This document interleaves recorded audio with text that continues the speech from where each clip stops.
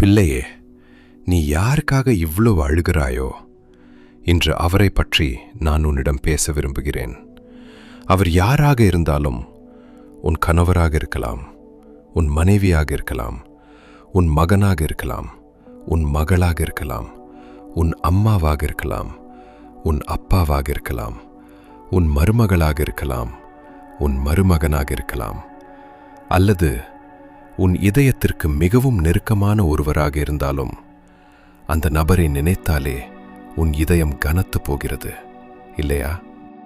பிள்ளையே, இன்று மட்டும் எந்த வேதனையும் வரக்கூடாது, இன்று மட்டும் எல்லாம் நிம்மதியாக இருக்க வேண்டும் என்று எத்தனை முறை ஜெபித்திருக்கிறாய்? அந்த மனிதரிடம் பேசுவதற்கு முன், இன்று எந்த பிரச்சனையும் வரக்கூடாது என்று உன் மனதிற்குள் நீ எத்தனை முறை ஜெபித்திருக்கிறாய் தெரியுமா? அவர் கோபமாக பேசாமல் இருந்தால் போதும் என்று நீ ஆசைப்பட்ட நாட்கள் எனக்கு தெரியும். பிள்ளையே, சில நேரங்களில் அவரிடமிருந்து ஒரு செய்தி வந்தாலோ, ஒரு அழைப்பு வந்தாலோ, அல்லது அவர்கள் உன் முன்னால் வந்தாலோ, இப்போ என்ன சொல்லப் போகிறாரோ என்று உன் இதயம் துடித்ததே.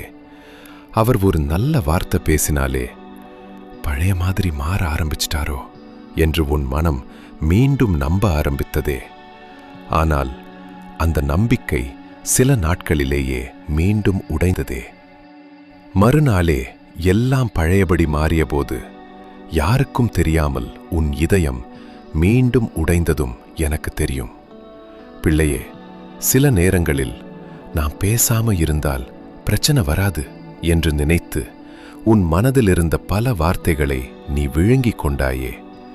உனக்கு சொல்ல வேண்டிய நியாயம் இருந்தும் அமைதியாக இருந்தாய். ஏனென்றால் இன்னொரு வேதனையை உன்னால் தாங்க முடியவில்லை. சில நேரங்களில் தவறு உன்னுடையது இல்லை என்றும் தெரிந்திருந்தும், சரி என்னால்தான் என்று சொல்லி அந்த உறவு உடையாமல் இருக்க நீயே மன்னிப்பு கேட்டிருக்கிறாய். அந்த வார்த்தைகளை சொல்லும்போது உன் இதயம் எவ்வளவு வலித்தது என்பதும் எனக்கு தெரியும். சில நேரங்களில் அவருடன் பேசுவதற்கு முன்பே, இன்று என்ன நடக்கப் போகிறதோ என்ற ஒரு பயம் உன் மனதிற்குள் எழுகிறது. அவர்கள் ஒரு வார்த்தை பேசினாலும் உன் இதயம் உடைகிறது. பேசாமல் இருந்தாலும் உன் இதயம் உடைகிறது. அவர்கள் சிரித்தாலும் ஏன் அந்த சிரிப்பில் பழைய அன்பு இல்லை என்று நீ நினைக்கிறாய். அவர்கள் அமைதியாக இருந்தாலும், நான் ஏதாவது தவறு செய்து விட்டேனா என்று உன்னையே நீ குற்றவாளியாக்கிக் கொள்கிறாய். பிள்ளையே, இவ்வளவு நாட்களா அந்த உறவை உயிரோட வைச்சிருக்க போராடியது நீதா. விட்டு கொடுக்காம இருந்ததோ நீதா. புரிந்து கொள்ள முயற்சித்ததோ நீதா. எல்லோரும் அவர்களின் தவறை மட்டுமே பார்த்தார்கள்.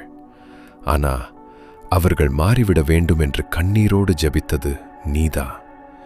சில நேரங்களில் இன்றாவது அவர் மாறிவிடுவாரோ என்ற நம்பிக்கையோடு எழுந்திருக்கிறாய். ஆனா இரவு படுக்கப் போகும்போது, இன்றும் ஒன்றும் மாறவில்லை என்று அமைதியாக அழுதிருக்கிறாய். சில நேரங்களில் இனி என்னால் முடியாது என்று சொல்லிக்கொண்டு மறுநாளே மீண்டும் அவர்களுக்காக ஜெபிக்க ஆரம்பித்தாயே. அதை நான் பார்த்தேன். ஒவ்வொரு விடியற்காலையிலும் நீ கண் விழிக்கும்போது, இன்றாவது எல்லாமே மாறிவிடாதா என்ற ஒரு சின்ன எதிர்பார்ப்போடுதான் உன் நாளை தொடங்குகிறாய். அவரிடமிருந்து ஒரு செய்தி வந்தாலோ, ஒரு அழைப்பு வந்தாலோ, அல்லது அவர்கள் உன் முன்னால் வந்தாலோ, இன்றைக்கு என்ன சொல்லப் போகிறாரோ என்ற ஒரு நடுக்கம் உன் விரல்களில் ஏற்படுகிறது.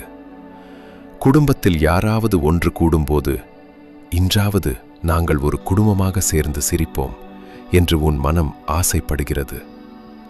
ஒரே ஒரு நல்ல வார்த்தை, ஒரே ஒரு அன்பான பார்வை, இது மட்டும் போதும், எல்லாவற்றையும் மறந்துவிடலாம் என்று நீ எத்தனை முறை நினைத்தாய். ஆனா அந்த நாளின் முடிவிலும் அதே பாரத்தோடும் அதே கண்ணீரோடும் நீ உன் வீட்டிற்கு திரும்பியதை நான் கவனித்துக் கொண்டேதான் இருந்தேன்.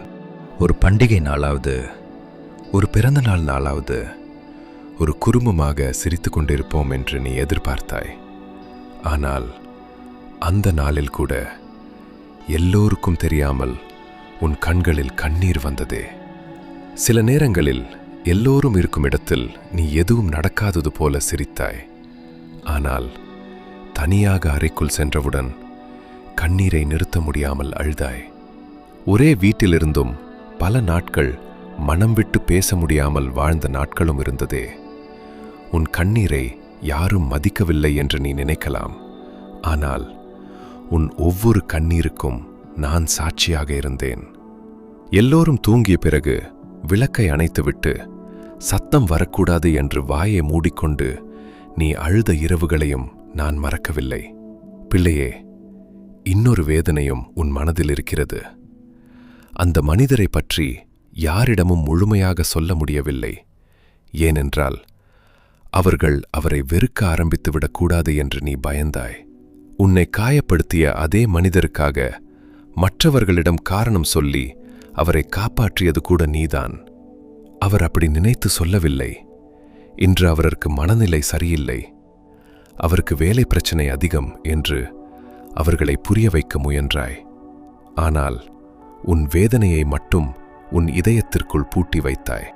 எல்லோரும் உன்னை வெளிப்படையா பார்க்கும்போது நீ எவ்வளவு வலிமையாயிருக்கிறாய் என்று வியக்கிறார்கள். உன் சிரிப்பை மட்டுமே அவர்கள் பார்க்கிறாங்க. ஆனால் உன் கண்களுக்குள் மறைந்திருக்கும் குளிரை அவர்கள் அறிவதில்லை. நான் நன்றாதான் இருக்கிறேன் என்று நீ உதடுகளால் சொல்லும் போதெல்லாம் உள்ளே உடைந்து கொண்டிருக்கும் உன் இதயத்தின் சத்தம் எனக்கு மட்டுமே கேட்கிறது. யாருடைய கண்களிலும் நீ பலவீனமானவளாக காட்டிக்கொள்ள விரும்பவில்லை. உன்னை நம்பியிருக்கும் மற்றவர்களுக்கும் நீயே ஒரு பாரமாக மாறிவிடக்கூடாது என்று பயந்து உன் அத்தனை கண்ணீரையும் தனக்குள்ளேயே அடக்கி வைத்துக்கொண்டு நீ நடத்திய போராட்டம் எனக்கு தெரியும். பிள்ளையே, இன்று நீ அழுகிற அந்த நபரை பற்றிதான் நான் உன்னிடம் பேசிக் கொண்டிருக்கிறேன். பிள்ளையே, சில நேரங்களில் நான் நல்லவராயிருந்தோம், ஏன் எனக்கு தான் இப்படி என்று நீ என்னிடம் கேட்டிருக்கிறாய். எவ்வளவு ஜெபித்தும் ஏன் எந்த மாற்றமும் தெரியவில்லை என்று கேட்டிருக்கிறாய். இந்த உறவை காப்பாற்ற வேண்டியது நான் தானா என்று சோர்ந்து போயிருக்கிறாய். இன்னும் ஒரு கேள்வி உன் மனதிற்குள் பலமுறை எழுந்தது. இந்த மனிதர் பழைய மாதிரி திரும்ப வருவாரா என்று. அந்த கேள்வியை யாரிடமும் சொல்லவில்லை. ஆனால் என்னிடம் மறைக்கவும் முடியவில்லை. பிள்ளையே, சில நேரங்களில் அந்த மனிதர் மாற வேண்டும் என்று ஜெபித்துக் கொண்டிருந்த நீ ஒரு நாள், தேவனே, அவரை மாற்ற முடியாவிட்டாலும் இதை தாங்கும் பலத்தையாவது எனக்கு கொடு என்று ஜெபிக்க ஆரம்பித்தாயே. அந்த ஜெபம் உன் சோர்வின் சத்தம், உன் நம்பிக்கை குறைந்ததின் அடையாளம் அல்ல. நீ உடைந்து போகாமல் இருக்க போராடி கொண்டிருந்தாய். அதையும் நான் பார்த்தேன். தேவனே, இன்று ஒரு நாளாவது என்னை முழுமையாக உடைந்து போக விடாமல் தாங்கிக்கொள் என்று உன் அறைக்குள் நீ முழங்காலில் நின்ற அந்த இரவுகளை நான் அறிவேன். என் பிள்ளைகள் இந்த வேதனைகளையும் கண்ணீரையும் பார்த்து பயந்துவிடக்கூடாது. அவர்களின் பிஞ்சுக் மனங்கள் காயப்படாமல் பாதுகாத்துக்கொள் என்று நீ எனக்காகவும் அவர்களுக்காகவும் செய்த கதறலை நான் கேட்டேன். தேவனே, நான் கோபப்பட்டு ஒரு வார்த்தை கூட தவறாக பேசிவிடாதபடி என் உதடுகளை இன்று நீரே காத்தருளும் என்று நீ உன்னை அடக்கிக் கொண்டந்த அமைதியான தவிப்பை நான் பார்த்தேன். அப்பா, இந்த நாளின் இரவாவது எனக்கு ஒரு நிம்மதியான தூக்கத்தை கொடும், என் மனம் ஓய வேண்டும் என்று நீ என் முகத்தை தேடிய அந்த ஏக்கம் என் இதயத்தை தொட்டது. நீ வலிமையானவள், வலிமையானவன் என்று எல்லோரும் நினைத்தார்கள். ஆனால் உண்மையில் நீ தினமும் என் கிருபையால் தான் நின்று கொண்டிருந்தாய். பிள்ளையே, சில நேரங்களில் இப்படி வாழ்வதை விட கொஞ்சம் தூரமா இருந்தா மனசுக்கு நிம்மதியா இருக்கும் என்று கூட நீ நினைத்திருக்கிறாய். ஆனால் அந்த எண்ணம் வந்த அடுத்த நிமிடமே, இல்ல, இந்த உறவை நான் விட்டு கொடுக்க கூடாது என்று மீண்டும் உன் மனம் போராடி இருக்கிறது. போகவும் முடியவில்லை, தங்கவும் முடியவில்லை. இந்த இரண்டு நிலைகளுக்கு நடுவில் நீ எத்தனை நாட்கள் வாழ்ந்திருக்கிறாய் தெரியுமா? உன் மனம் சோர்ந்து போனதற்கு காரணம் நீ அன்பு இல்லாத மனிதர் என்பதல்ல, நீ அளவுக்கு அதிகமாக அன்பு வைத்த மனிதர் என்பதுதான். பிள்ளையே, சில நேரங்களில் நீ அழுதது அந்த மனிதருக்காக மட்டுமல்ல, பழைய வாழ்க்கைக்காகவும், ஒரு காலத்தில் உங்கள் வீட்டில் இருந்த சிரிப்புக்காகவும், காரணமே இல்லாமல் பேசிக் கொண்டிருந்த அந்த நாட்களுக்காகவும் மனம் விட்டு சிரிக்க முடிந்த அந்த நேரங்களுக்காகவும் நீ அழுதிருக்கிறாய். எங்கே போய்விட்டது அந்த வாழ்க்கை என்று யாரிடமும் கேட்கவில்லை. ஆனால் உன் இதயத்திற்குள் அந்த கேள்வி இன்னும் இருக்கிறது. பழைய மனிதரை நீ தேடவில்லை, பழைய அன்பை தேடிக்கொண்டிருக்கிறாய். அந்த ஏக்கத்தையும் நான் அறிவேன். இன்று நீ அந்த உறவை பற்றி நினைக்கும்போது நான் எதையுமே மறந்துவிடவில்லை என்பதை நீ அறிய வேண்டும். நீ இந்த மனிதருக்காக முதல கண்ணீரோடு ஜெபிக்கத் தொடங்கிய அந்த முதல் நாள நான் இன்னும் என் கண்களால் பார்த்து கொண்டிருக்கிறேன். அப்பா, இவரை மாற்றுங்கள் என்று நீ என் சமூகத்தில் மண்டியிட்ட அந்த தூய்மையான விசுவாசத்தின் நொடிகள் என் நினைவில் இருக்கின்றன. இந்த உறவுக்காக நீ எனக்கு நன்றி சொன்ன அந்த ஆரம்ப காலத்து மகிழ்ச்சியையும், என் வாழ்நாளில் இவர்தான் எனக்கு மிகப்பெரிய ஆசீர்வாதம் என்று நீ மனதார எண்ணிய அந்த அழகான கனவுகளையும் நான் ஒருபோதும் மறக்கவில்லை. அன்று நீ பேசினாயே அந்த விசுவாச வார்த்தைகள், எத்தனை சோதனைகள் வந்தாலும் நான் இவரை விட்டுக் கொடுக்க மாட்டேன் என்று நீ என்னிடம் கொடுத்த வாக்குகள் அத்தனையையும் நான் பொக்கிஷமாக பாதுகாத்து வைத்திருக்கிறேன். இன்று நிலைமைகள் மாறிவிட்டன என்று நீ நினைக்கலாம். ஆனால் உங்கள் பயணத்தின் ஆரம்பத்தில் இருந்த அந்த அத்தனை ஏக்கங்களையும் எதிர்பார்ப்புகளையும் நான் இன்றும் அப்படியே என் இதயத்தில் பாதுகாத்து வைத்திருக்கிறேன். பிள்ளையே, நீ அனுபவிப்பது புதிய வேதனை அல்ல. என் பிள்ளைகள் பலரும் இதே பாதையில் நடந்திருக்கிறார்கள். அன்னாளின் கதையை நினைத்துப்பார். அவள் தன் வாழ்க்கையின் வேதனையை யாரிடமும் சொல்ல முடியாமல் தன் கண்கள் சோர்ந்து போகும் வரை வருடமாக ஆலயத்தின் மூலையில் நின்று அழுதாள். அவள் பட்ட அந்த துயரத்தை அவளை சுற்றியிருந்தவர்கள் யாரும் புரிந்து கொள்ளவில்லை. ஏன், தேவனுடைய ஆலயத்தின் தலைவனாகிய ஏலியே கூட அவள் குடிபோதையில் இருப்பதாக தவறாகத்தான் புரிந்து கொண்டான். அவளுடைய கதறல் யாராலும் முழுமையா புரிந்து கொள்ள முடியாத ஒரு தனிமையான போராட்டமா இருந்தது. மனிதர்களின் கண்கள் அவளது கண்ணீரின் காரணத்தை தவறாக தீர்ப்பிட்டன. ஆனா அந்த மனிதர்களின் புரிதல்களுக்கு அப்பால் அன்னாளின் இதயத்தில் இருந்த அந்த ஆழமான ஏக்கத்தை நான் முழுமையா அறிந்து கொண்டேன்.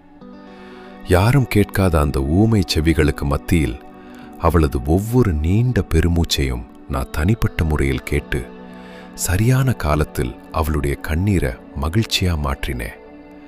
அதுபோலத்தான் உன்னுடைய கண்ணீரையும் நான் பார்த்து கொண்டிருக்கிறேன். யோசேப்பை அவனுடைய சகோதரர்கள் புரிந்து கொள்ளவில்லை. ஆனா நான் அவனை கைவிடவில்லை. நான் ஒவ்வொரு உறவையும் ஒரே விதமா நடத்துவதில்லை.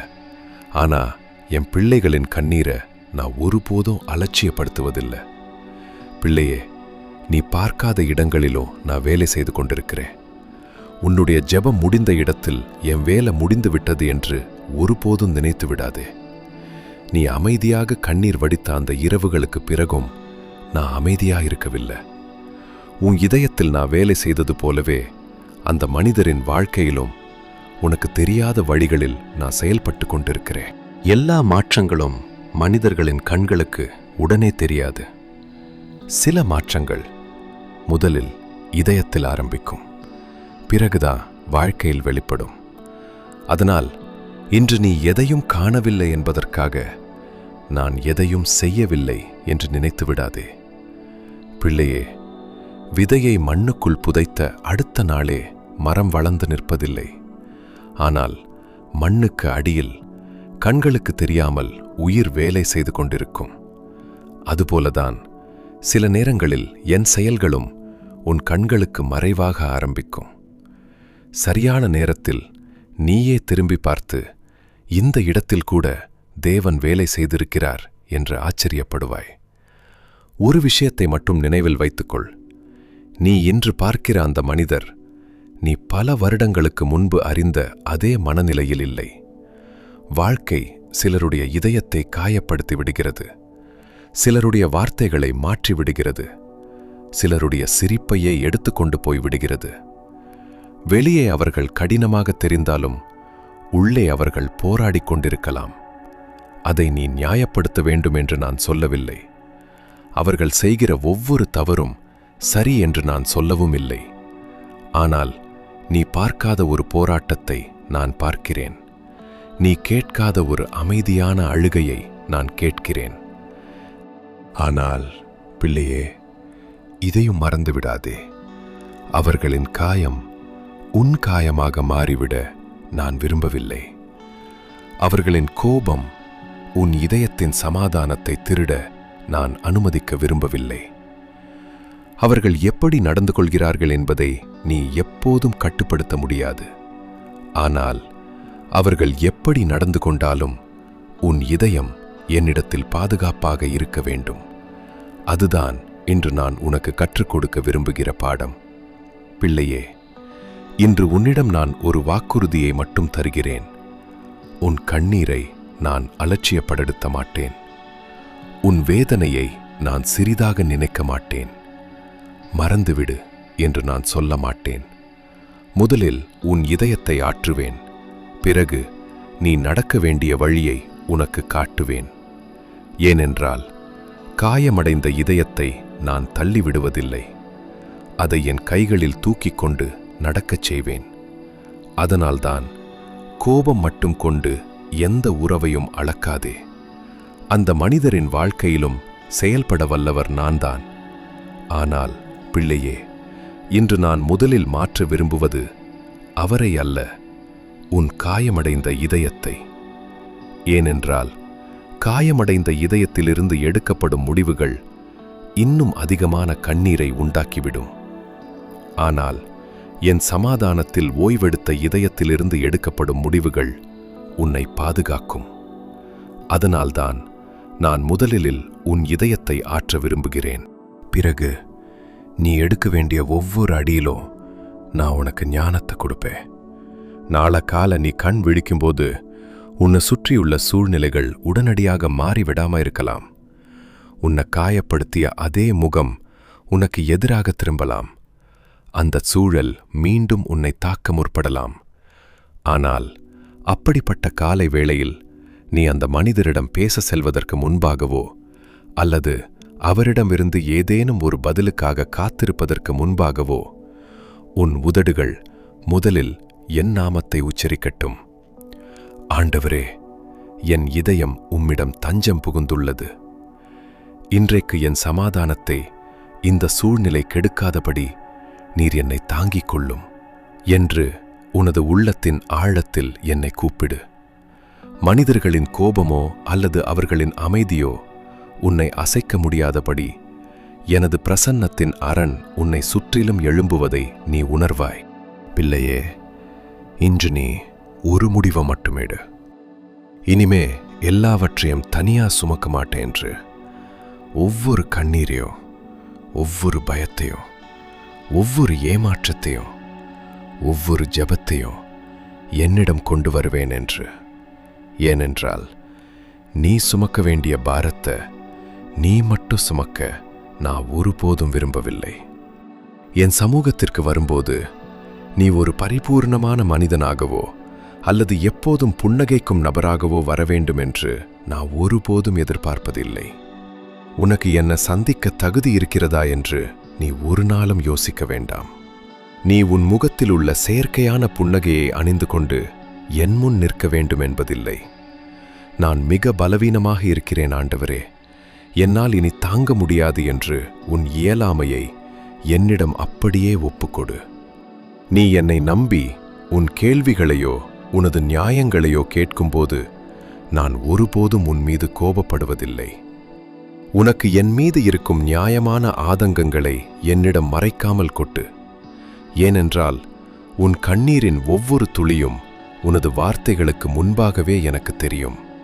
இன்று அந்த பாரத்தை என்னிடம் கொடு. எல்லாவற்றையும் நீ சரி செய்ய வேண்டிய அவசியமில்லை. எல்லோரையும் நீ மாற்ற வேண்டிய அவசியமில்லை. உன்னால் முடியாத இடத்தில்தான் என் கிருபை வேலை செய்ய ஆரம்பிக்கிறது. அதனால் இன்று நம்பிக்கையை மட்டும் விட்டுவிடாதே. ஜெபத்தை மட்டும் நிறுத்தாதே. கசப்பை மட்டும் உன் இதயத்தில் வளர்க்காதே. சரியான நேரத்தில் நான் செய்ய வேண்டியதை நான் செய்வேன். பிள்ளையே, உன் இதயத்தை நான் அறிவேன். உன் கண்ணீரை நான் அறிவேன். நீ வார்த்தைகளால் சொல்ல முடியாமல் அமைதியாக சுமக்கும் பாரத்தையும் நான் அறிவேன். நீ என்னை நம்பி நிற்கும் வரைக்கும் நீ என் பார்வைக்கு வெளியே இல்லை, என் கைகளுக்கு வெளியே இல்லை, என் அன்புக்கு வெளியே இல்லை. என் சமாதானத்தை பிடித்துக்கொள். நான் உன்னோடு இருக்கிறேன். நான் உன்னை ஒருபோதும் கைவிட மாட்டேன். ஆமென். இந்த வார்த்தை இன்று உங்கள் இதயத்தோடு பேசியிருந்தால் விசுவாசத்தோடு ஆமென் என்று கமெண்டில் எழுதுங்கள். இன்று உங்கள் இதயத்தில் ஒரு ஜெப பாரம் இருந்தால் அதை கமெண்டில் எழுதுங்கள். உங்களுக்காக நாங்களும் ஜெபிக்கிறோம். இந்த வார்த்தையால் ஆறுதல் பெற வேண்டிய இன்னொருவருக்கும் இதை பகிருங்கள். தேவன் அவர்களுடைய இதயத்தையும் தொட்டு ஆறுதல் படுத்துவாராக. தேவனுடைய நாமம் மகிமைப்படுவதாக. ஆமென்.